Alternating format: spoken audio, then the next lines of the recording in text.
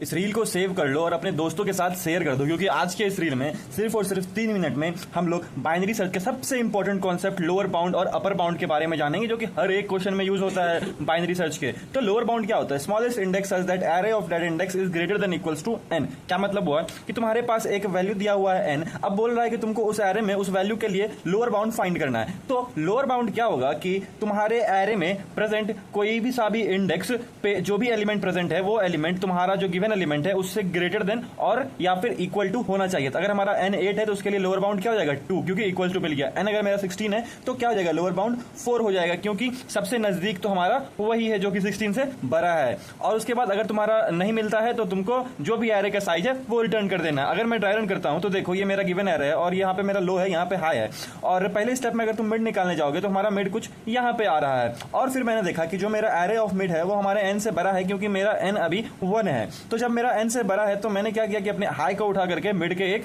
आगे ले आया। सिंपल बाइनरी सर्च मैं यहाँ पे कर रहा हूँ। उसके बाद अगेन वापस से मैं यहाँ पे मिड परफॉर्म करूंगा। और एक बात, जो मेरा आंसर था ये फोर्थ इंडेक्स, ये तो हमारे इससे n से बड़ा था, तो वो तो एब्सोल्युटली हो सकता है, लेकिन हम इससे बेटर ढूंढ रहे हैं क्योंकि हमको सबसे स्मॉलेस्ट इंडेक्स ढूंढना है। तो हम लोग अगेन इधर आगे बढ़ते हैं अपने लेफ्ट साइड में। अगेन हम लोगों ने मिड निकाला तो मेरा मिड निकल के क्या आया, सेकंड पोजीशन वाला निकल के आया मिड। और मैंने देखा कि ये भी तो इससे बड़ा है, तो मेरा अब आंसर में स्टोर हो गया सेकंड। लेकिन क्या इससे बेटर हो सकता है? चलो देखते हैं। तो अब मेरा हाई कट के यहाँ पे आ गया और वापस से जब मैंने मिड निकाला तो मैं इस 0th इंडेक्स पे आ गया और जो कि n के बराबर था, तो मुझे अपना फाइनल आंसर 1 मिल गया। अब इसका सूडो कोड देखने जाओ तो सेम टू सेम वही है। लो और हाई मैंने इनिशियलाइज कर दिया और आंसर में n डाल दिया और सिंपल सा कंडीशन यहाँ पे मैंने मिड निकाल लिया। और जब हमारा एरे ऑफ मिड बड़ा हो जाएगा हमारे x से, हम तभी अपने आंसर में मिड को स्टोर करेंगे और हाई को मिड से एक पीछे ले आएंगे। और नहीं तो अगर मेरा ये बड़ा नहीं छोटा हो जाएगा तो सिर्फ और सिर्फ हम लोग लो को आगे बढ़ाएंगे। आंसर में कुछ स्टोर नहीं करना है, क्योंकि डेफिनेशन क्या है देख लेना ध्यान से।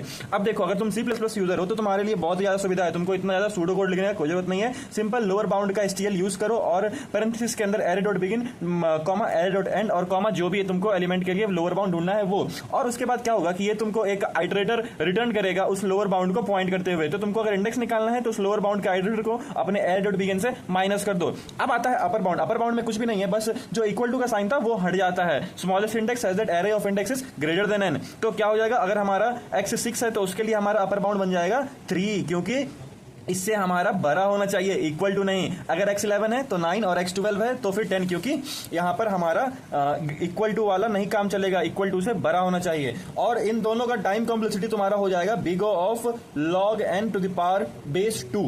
तो अगर तुमको इसका कोड चाहिए तो कमेंट कर दो कोड, और मुझे फॉलो करना मत भूलना।